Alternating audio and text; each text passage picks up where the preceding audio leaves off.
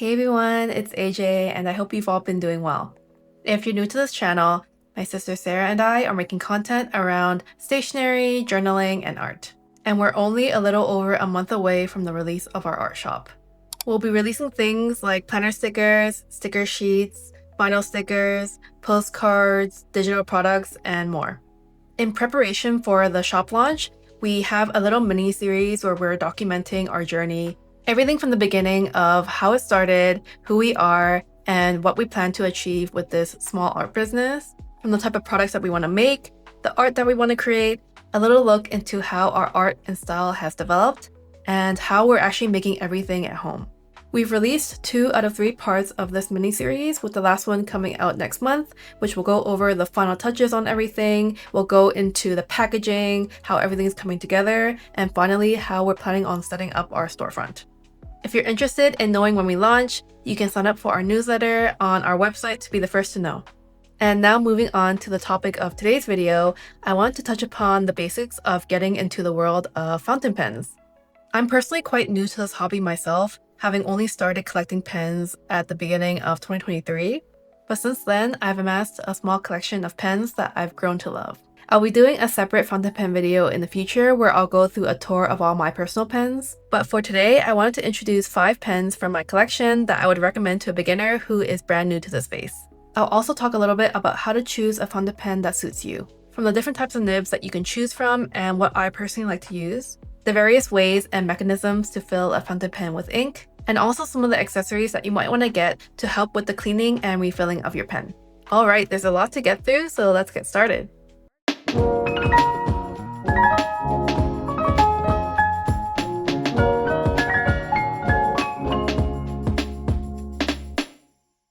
So before I get into the different pens that I'd recommend to a beginner, I want to first briefly talk about how to choose a pen that would suit what you'll be doing with it. Fountain pens are great for general writing, journaling, calligraphy, drawing, or even just to have a more tactile writing experience with a pen that differs from writing with a ballpoint pen, for example.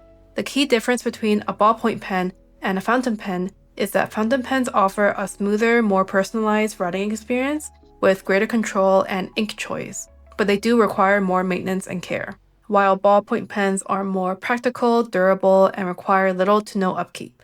So I wanted to first go through the anatomy and breakdown of the different parts and components that make up a fountain pen and the role that they each play behind the functionality of the pen. So the pen that I have here is the Pilot Kakuno, so I'll quickly take this apart and show you guys all the components.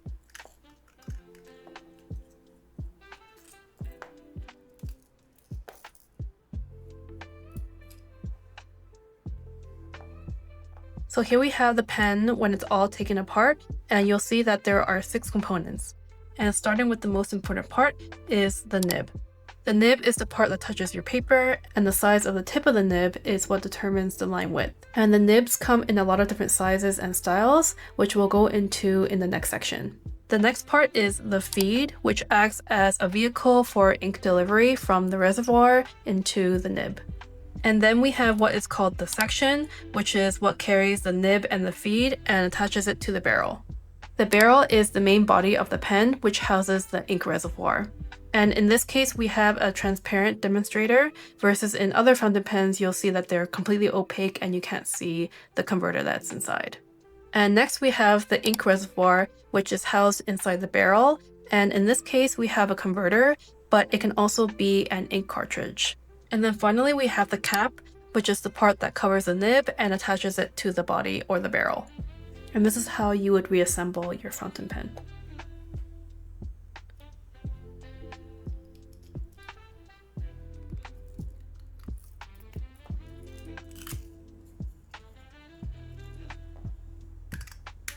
And that is a quick anatomy and breakdown of a fountain pen.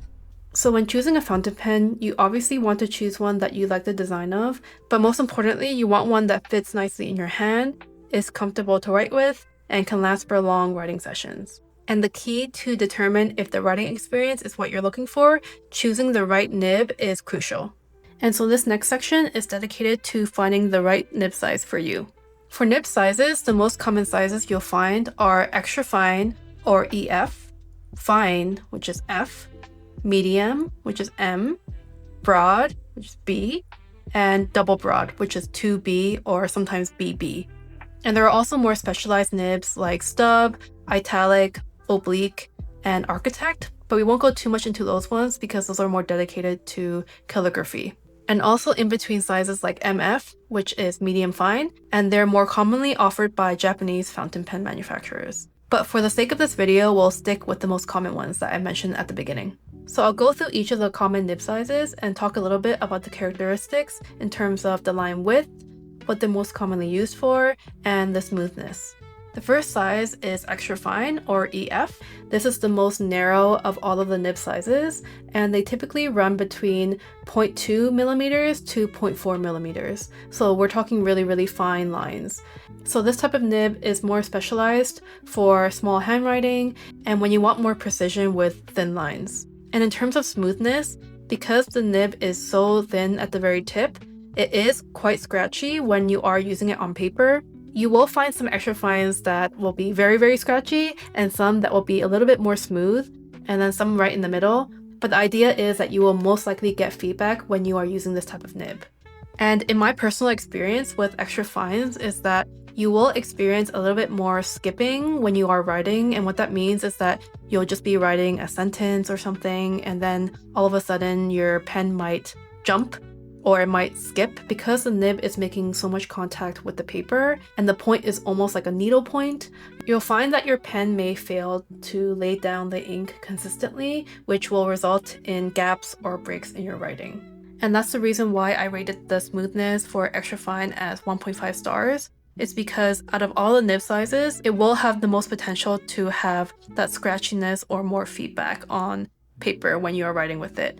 But a lot of people will find that they like the feedback and they like that amount of contact with the paper. So it's really up to you to try it on your own and to see how much scratchiness you'll tolerate. The next size is fine, or F, and these typically run between 0.3 millimeters to 0.5 millimeters.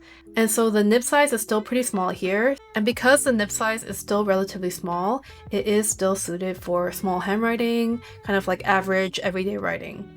And in terms of smoothness, I've experienced some fines that run a little bit more scratchy and some fines that run really smooth. So I gave this one a 2-star for that reason. I think fine is a great nib size for somebody who likes a little bit of scratchiness and feedback when you are writing on paper, but not too much to the point where it will skip and it will have too much friction on the surface. Next we have medium, or M, and this is the middle of the road choice for most people. And this is actually where you'll start to see more of the ink shading because the line is getting more on that thicker side. So you're looking at something between a 0.6 to a 0.8 millimeter nib size. And so this is more suited towards people with average handwriting, kind of like medium sized, and it's for balanced line variation. So you'll find that you can angle your pen slightly differently and get maybe a more thicker line or a more thin line. So it's a good kind of versatile option for anyone who's looking for a well-rounded nib size. And because the nib size is starting to get wider, you'll find that there should be almost no friction and you'll start to enter a more smooth writing experience when compared to the fine and extra fine. And that's why I rated this at a 3-star. So second last, we have broad, or B, and this is when we start getting pretty thick nib sizes. So anything from a 0.8 to a 1 millimeter. If you have small handwriting like me, you'll find that when you use a broad nib, this is where you'll see your handwriting look really cluttered. So I think for the broad nib, it's much more suited for people who have large handwriting or for situations where you want to have really bold, large headers. I think broad nibs are also really great when you want to just show off the color of your ink, especially for the smaller sizes like extra fine and fine. You won't really see the shading and the true color of your ink. And so when you start getting towards the larger nibs, like medium, broad, double broad, that's where your ink will really shine and will show off all that really nice gradation and shading. And finally, in terms of smoothness, you should feel next to no friction when you're writing with a broad nib. And so for this reason, I give it a 4-star because we still have the double broad. And so the last size that I'll cover is the double broad, which is 2B or BB. And this comes at basically anything larger than a 1 millimeter. And as you could have guessed, this nib size is very thick. And so for this size, I find that it's best for kind of calligraphy-like styles or for people who really want to show off the shading and the sheen behind their inks. And so for this nib size, I rate it a 5-star because there should be no friction whatsoever. It should glide very, very effortlessly without any friction and should be buttery smooth. Now that we have a thorough explanation of nib sizes, next, think about what type of situation where you'd want to use a fountain pen. Do you want to use it for more writing, more drawing, or do you want a good, all-rounded, everyday pen that would work for both? Then evaluate your own personal handwriting to determine if it's on the larger or on the smaller. Also, the most common countries that craft fountain pens are either from Japan or Germany, and one key distinction of how these two countries manufacture their pens is that on one end, the German fountain pens typically have a wider nib and a more firmer feel, whereas the Japanese pens are known for their finer nibs and softer, more flexible writing experience. Because of this, you'll find that a Japanese fine nib will write thinner than a German fine nib, and similarly with all the other nib sizes. So when you are shopping for a pen, do some research on where the brand is from, because for example, if you buy a fine pen from Pilot, a Japanese brand, and a fine pen from Kaweco, a German brand, they will write differently even though they're labeled to have the same nib size. The Kaweco in this case, which is the German brand, will write slightly thicker than the fine pen from Pilot. The last thing that I'll say about nibs is that there are also different materials that the nibs can be made out of, with the most common being stainless steel.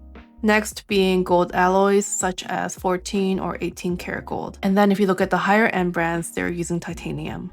The difference between these materials is that stainless steel will create a more durable pen, while gold will provide greater flexibility and almost a shock absorbing quality, which will allow for a smoother writing experience. So something to keep in mind as well. However, all of the pens that I'll be recommending today will have the stainless steel nibs, since that's what the more affordable and beginner-friendly pens use. Okay, now that we have a thorough explanation of nibs, now I'll go through some of the pens that I'd recommend and what I personally use them for. Before we get into it, I want to first preface that my handwriting is pretty small compared to others, so when I do buy a new pen, it'll either be in an extra fine or a fine, because I find that when I write in my journal with a medium or anything bigger, it tends to start looking illegible. I also prefer the writing experience with an extra fine and fine because I like having more feedback with the surface that I'm writing on, and also one important reason why it's actually harder for me to use a medium or anything larger is because I'm left-handed, so it's very, very easy for me to smudge my writing when I'm using a fountain pen. Especially with the larger nibs, it typically means that it will write wetter since more ink is coming out. Therefore, I have a much higher chance of smudging. So with an extra fine or fine, the chances of smudging is much lower since those lines are thin, and the ink usually has enough time to dry. I don't yet own any broad or double broad nibs, so I won't be able to recommend any from my own personal experience. But I do want to get a pen that has a broad nib later down the line because I do want to show off more of the shading and sheen behind my inks. So what I love about all of the pens that I'm about to show is that these pens won't break the bank, and they're all very reliable writers, and they will help you get started in the hobby. I will be starting with the most affordable recommendations and move towards the slightly more expensive ones. So to start off, I wanted to recommend the first ever pen that I bought when I first got into the hobby, and that is the Pilot Metropolitan. I absolutely love the Pilot Metropolitan, and I still gravitate towards using it to this day above even my more expensive pens because I just love how it writes. It also comes in a ton of different colors and designs, and I gravitated towards this light gold one with a dashed diamond pattern along the middle. I just really loved how simplistic it looked. This pen comes at around 32 Canadian dollars or 25 US dollars at retail price, so it's an affordable, good quality pen. I really like Pilot as a brand, and I find that their nibs are pretty solid. I have this pen in a fine nib, and it doesn't come any lower than that, but this nib has never skipped or had any hard starts on me ever, which isn't something I can say about my more expensive pens. And so because of that, I find that this pen is super reliable, it writes really smoothly, and the build quality is sturdy, so you can just toss it in your bag and not be worried about it. The second pen is by a German brand called Kaweco, and it's their most popular pen, the Kaweco Sport. I love these pens for many reasons, but first off is the design. I think they're just so cute and small, and if you have small hands like me, you don't want to be holding a big pen, especially when the cap is posted on the body. So because the Kaweco is pretty small and slim, you can't really use it unposted because it is pretty short, but when it is posted, it's really comfortable to write with. I have two Kawecos, this iridescent one that has an extra fine nib, and this bronze one that has a fine nib. I find that I really like the extra fine nib when I'm writing in my journal because I've learned that my handwriting looks better with an extra fine, and I use the fine also sometimes in my journal, but mostly for headers or to draw the more bolder lines. The Sport is also great because it comes in a ton of colors for their plastic body, but they also offer different body materials like aluminum, bronze, brass, and steel, so there's something to suit everyone's taste. It's really great also that you can personalize your pen with these clips, so it adds some utility and some style as well. It's a great everyday pocket pen that is also very reliable, a smooth writer, and easy to maintain. So if you're looking for a pen that you can easily bring along with you and it's super portable, the Sport is a great starter pen. But I would recommend getting the plastic one over the other materials like aluminum, bronze, or brass, just because it is at that more affordable price point. For the basic model of the Kaweco Sport in the plastic body, you'll find that these run between 33 to 45 Canadian dollars or 33 to 36 US dollars, and the price range really goes up from there whether you're looking for the other variants in aluminum, bronze, brass, and steel. They also recently released a version of the Kaweco Sport that has a piston filler on the inside versus using the converter that they come with, so I'm really curious about that one. The third pen, which is another Pilot pen, is the Pilot Prera. So I got this one in the fine size again, and I don't think it comes in anything smaller, and it uses the same nib as the Metropolitan. This pen runs at about 45 Canadian dollars or 35 US dollars. I got this one in the clear demonstrator model, which is the cheaper version compared to their solid color variants. It comes in a few colors for the clear demonstrator model, and this one is their blue variant that has two accents on the top and the bottom. Both the Prera and the Metropolitan only have fine as their smallest size nib, but it's still comfortable to me because it is a Japanese fine, so it does write on the thinner side. The thing that really sold me on the Pilot Prera was the sound that the lid makes when it closes onto the body. Just listen. The click is so addicting and very satisfying to hear. But all that aside, it does write just as smooth, if not even smoother than my Metropolitan, and it's also very reliable in the sense that I've never had any issues with getting into writing with it. I never have any issues getting the ink flowing, I've never had hard stops or skips, and it's just super reliable, and I can always depend on this writing really easily. For some pens that come in the clear demonstrator variant, I find that some of the designs are a little bit bland, but for the clear demonstrator model for the Pilot Prera, I do like how they added different design details like having a blue accent on the cap and the body, along with integrating the logo here on the cap with this dotted pattern. I think it just adds a nice kind of retro feel to the pen, and I do like how it looks overall. The fourth pen is by Lamy, and it's their Lamy Safari. And this is a pen that I recently got in May, and I shared this in my May Currently Inked. But this pen is a great pen for beginners. I have this pen in two different styles, in this clear demonstrator transparent version and in this black version. The black has a fine nib and the transparent one has an extra fine nib. These pens run at about 46 Canadian dollars or 36 US dollars. And the reason why I think these are great beginner fountain pens is purely because of how the grip section is designed.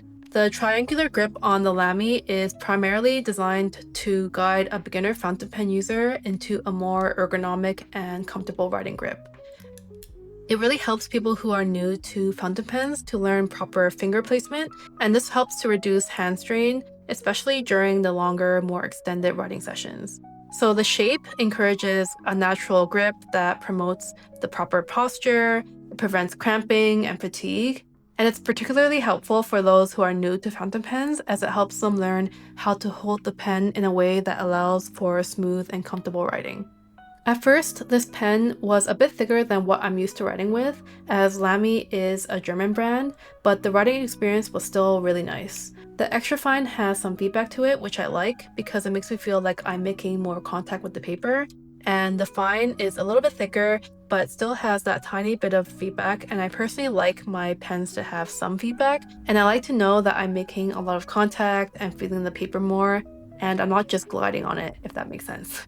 I forgot to mention this before with the Quebecos, but I find the experience with those ones very similar to the nibs in the Lamy because they are both German brands. I do find that the fines run a tiny bit too thick for my liking, so I do gravitate a little bit more towards the extra fines. Similarly to the clear demonstrator model of the Prera, I do like how the clear demonstrator model of the Lamy Safari is designed. First off, this really obnoxious metal clip that they have. At first, I thought that it would get in the way of me writing when I had the cap posted on the body, but I found that if I had it at a certain angle, that wasn't the problem. Even though it is pretty obnoxious in its size, I think it grew on me over time, and I think it gives the pen a lot of character. And because the body is clear, I do like how you get to see the converter on the inside, and so you get this really nice pop of red, and it does add some color to the pen in a sense. So to summarize, I do really like this pen, even though at the beginning I didn't really like the writing experience. I think it grew on me over time, and I do really appreciate the design of this triangular grip section because it does really force me to write in a certain way, and I do think this is a comfortable writing experience. And I think for someone that is brand new to the hobby, I think writing with an ergonomic pen is a great way to get started. The last pen that I have to recommend is by a Taiwanese brand, and that is the TWSBI Eco. So this pen is the most expensive out of all of the ones that I recommended before, and it retails anywhere from 50 to 77 Canadian dollars or 38 to 56 US dollars. And the reason for that price range is that it does have multiple variants. So this one that I have here is in the creme color, and it has a rose gold nib.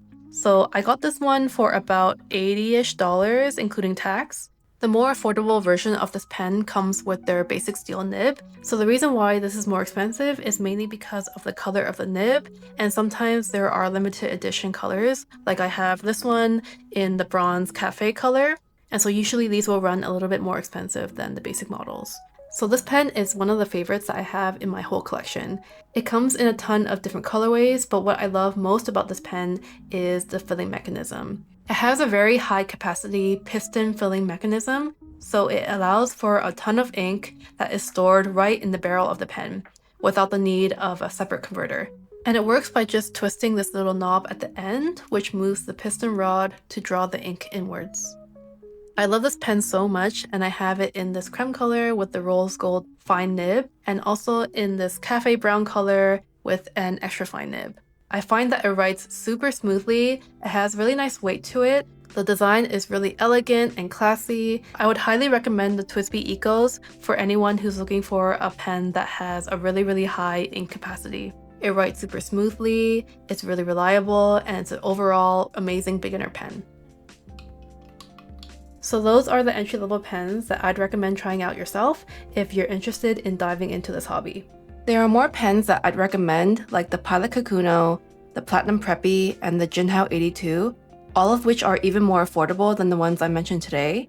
But for this video, I wanted to include pens which I thought had great build quality, a nice writing experience, and good design.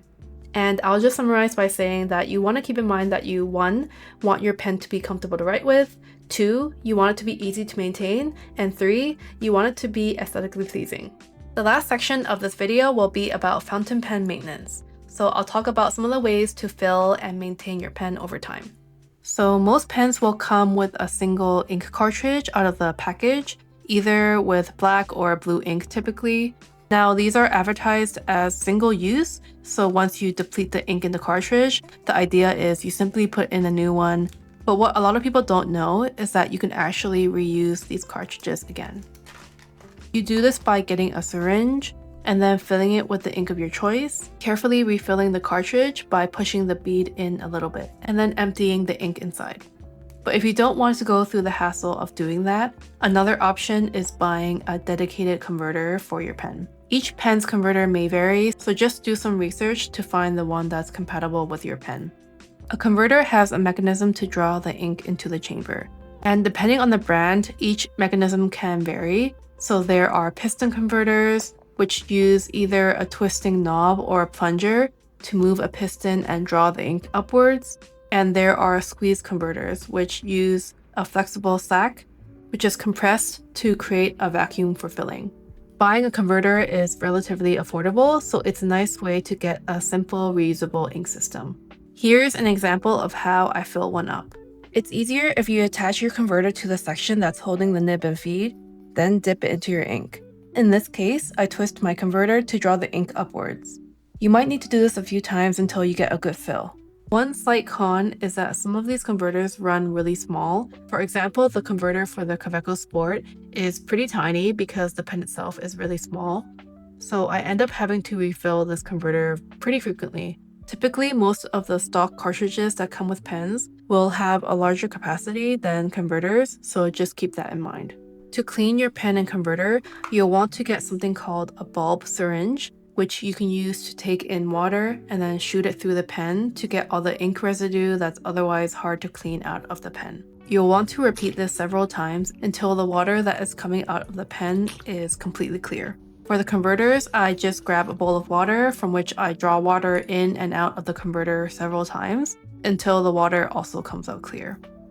Sometimes the pen nibs and the feed become kind of gunked up with the ink, so it's recommended to clean your pen every so often so it doesn't cause clogging problems, which will be a bigger pain in the future. And that's all I had for a brief intro into how to choose and maintain your fountain pen. In terms of fountain pen inks and paper, I'll be doing a separate video, maybe a fountain pen ink 101, on how to choose inks and the type of papers that work well with fountain pens. And I'll also share my collection of inks and how I store them. We'll do some ink swatches and it'll be a lot of fun. Okay, so we went through a lot of topics and I still feel like there's a lot more that I can talk about when it comes to fountain pens. So give this video a thumbs up if you guys would like a part 2. I hope you were able to gain something from this video to help you choose your first pen. Fountain pens are such a nice thing to get into because I feel like in today's digital age, it really makes you slow down your writing and learn to appreciate the experience and craft behind it. It also makes journaling so much more fun, and it gives you variety in terms of line width, ink colors, and calligraphy. I'll make sure to do a video in the future where I give you guys a tour of my whole collection. Let me know in the comments if you end up purchasing any of the pens that I recommended today, or if you currently own fountain pens, let me know your favorites and why, because I'm always on the lookout for some new ones. I'll also make sure to do a video where I share my whole collection of fountain pens with you guys. I hope you enjoyed the video and you learned a thing or two about fountain pens. Thank you so much for watching and hanging out with me, and we'll see you guys next time. Bye!